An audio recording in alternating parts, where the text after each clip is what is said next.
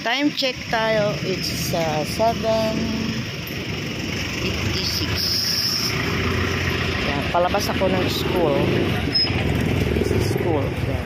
Ito na pa nakita para schools. Ito ang labas ng school. Yan, tatawid tayo. Baka ako'y masagasaan habang nagpa-vlogs. Yan, naisipan kong maglakad from school hanggang sa bahay namin para naman tayo ay ma-exercise.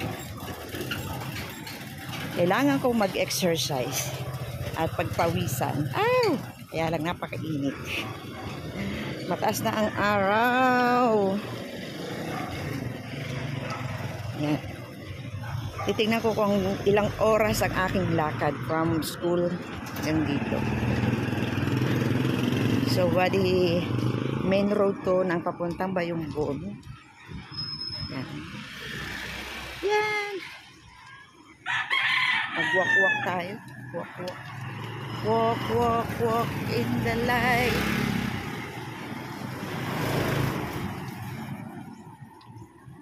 Napakainit. Yan, mayroon ditong bangko. Gate ba?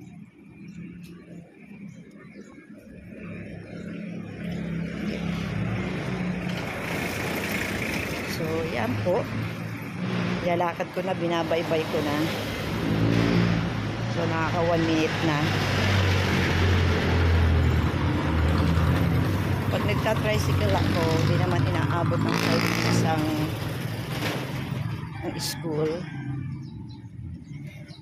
Kasi naka-tricycle. Ito yung mga lalakaran natin, mga kasimple.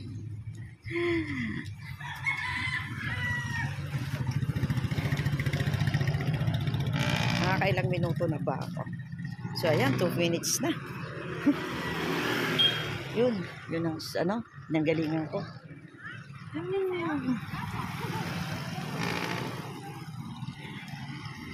Medyo mabagal pa nga ako maglakad eh. Yan. Kaya lang na masyado akong naano ng araw. Medyo mataas na ang ano ng araw. Daanan pa ito ng kalsada. Daanan pa ito ng masasakyan pala. Ano ba yan? Pero ito talaga yung pinakadaan. Yung papunta sa aming poblasyon. Pero hindi ako dadaan sa pinaka sa bayan or sa poblasyon kasi masyado na maraming tao doon, tsaka tricycle. Yeah. So yan yung Bayumbon. Ito yung Bayumbon. Ito yung daanan ng jeep papunta doon sa pinaka kanto. Kaya lang meron akong dadaan ng shortcut papunta sa amin. My God, ano pa lang, 3 minutes pa lang ako hinihingal na.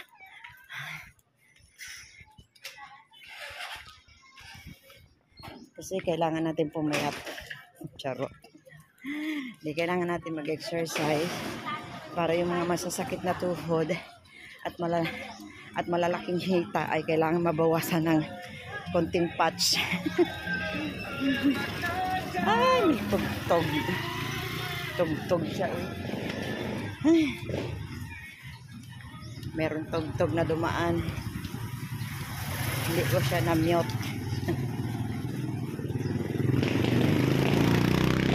Ayan mga kasilbi.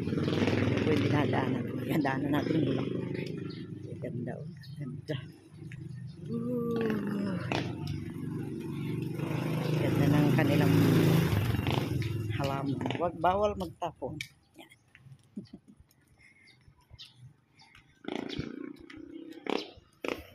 Ito yung tinatawag na bisita. Parang yung maliit na parang kapilya. Yan.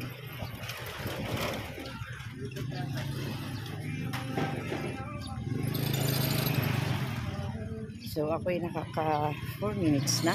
sa paglalakad ko. Anong oras kaya ako maglalakad dito?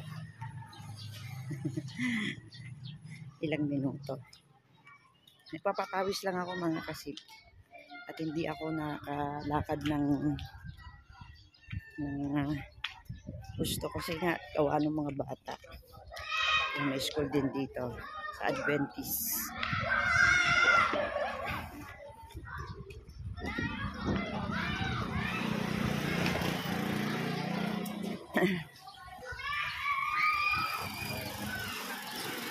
Kasi pag umaga, minsan ang nag-a-attend yung mister ko pag walang gagawin.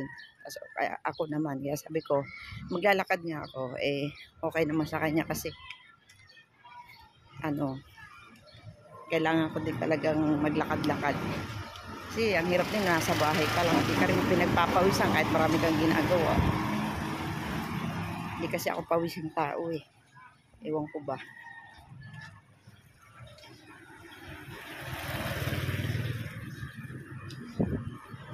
So ayan ito yung payes. Yan yung parang kainan dito, meriendahan. Yan, payes. Ito na yung lilikuan ko. Mayroong dito. Chicken. Parang indasaw. Ay. Diba? Ang taas ng ng araw.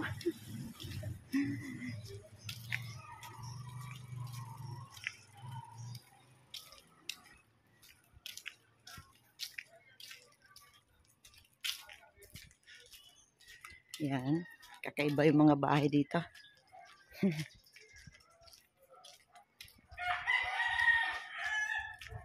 Yan, nakaka 7 minutes na ako. At baka kayo'y mainip na sa akin. Yan. Liko na naman tayo dito. Yan. Ito yung papuntang. Yan. Shortcut to shortcut. Medyo malapit-lapit to sa amin. Siguro from here, mga mga 5 minutes. Depende sa lakad. Kailangan natin mag-exercise, mga simple, maglakad-lakad. Yan. Kailangan natin magpawisan para mawala yung ating mga fudge. Mabukas naman lang ng kahit percent.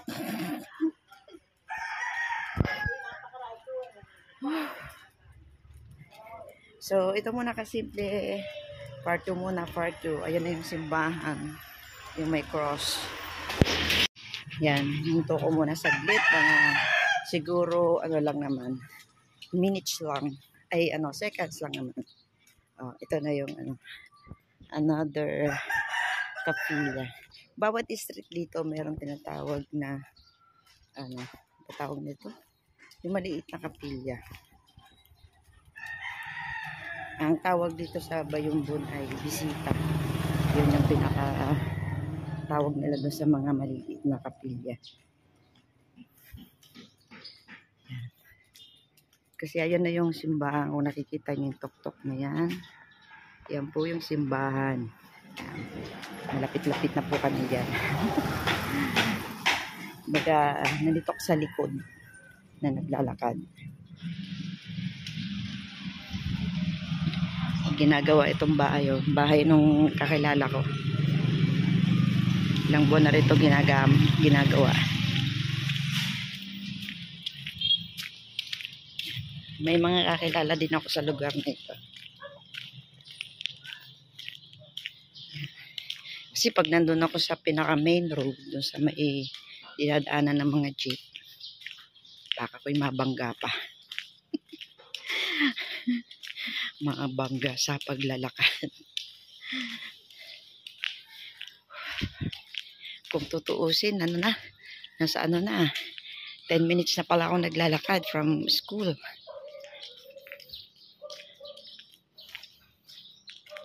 See? Yan. Lapit na. Bababa ko uli. May mga shortcut naman dito para kung baka madali.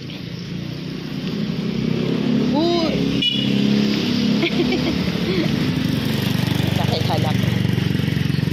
Uy daw. Tubig ko ha! yung tag-deliver namin tubig.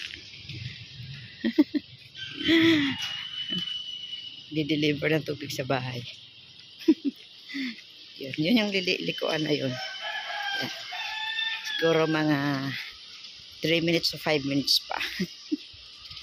O diba mga kasimple, ganyan lang. Sinamantala ko lang na merong nag-alaga doon sa maliit ko. So, ayun naman po ay naglakad. We need to exercise, mga kasimple, at medyo chubby-chubby na po tayo dahil sa pandemya.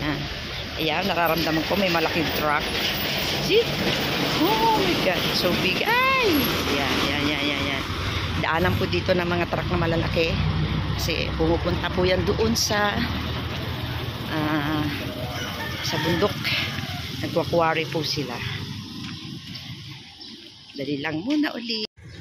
So this is it mga kasimple. Ito na yung simbahan. Ayun, nabuta pa nga natin yung jeep. Ay, jeep tuloy yung malaking truck.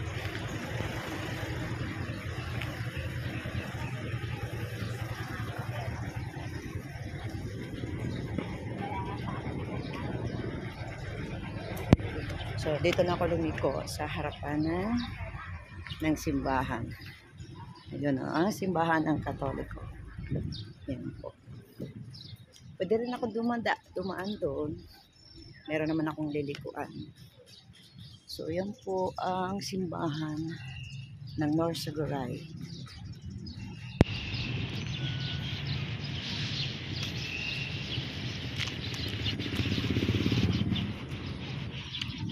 Ito yung palabas ng gate, mga kasimple. Yan. Yan po. Taas ano? Yun yung nakita nyo kanina sa likod. Yan. So, ito na yung pinaka... Yan. Pag diniretso yan, ayan, nakikita nyo yung tatlong... Wait na pula yan. Malapit na po kami dyan. So, dyan lang po ako mag-dead-end, mga kasimple. So, inabot din po ako ng 5. Merong 15 minutes din pala akong naglakad. So, yun yung truck. So, ito na yung aming palengke.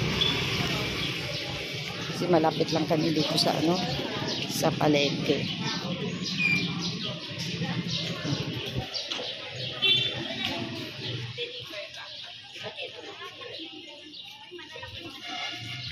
Yan. Ito yung aming palengke. Ay, Ate Beck. Ang ganda ni Ate Beck, oh. Suki namin, maganda.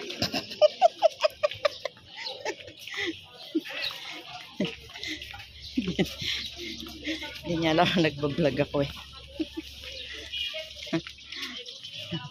Mga suki-suki, maraming suki dito. Ayan na po. In a minute, ako'y dito na sa bahay. So maraming po salamat. At shoutout po sa aking mga ka-team. Team Housemate, Team Prong-Prong, and Team Thunders. Mama Nolen, Tia Siling Cooking Paradise, Maring Josephine, at sa aking mga kumari sa Japan. Thank you and bye-bye and God bless po. Naliliko na ko ng konti. So, dito na po ako. Bye-bye.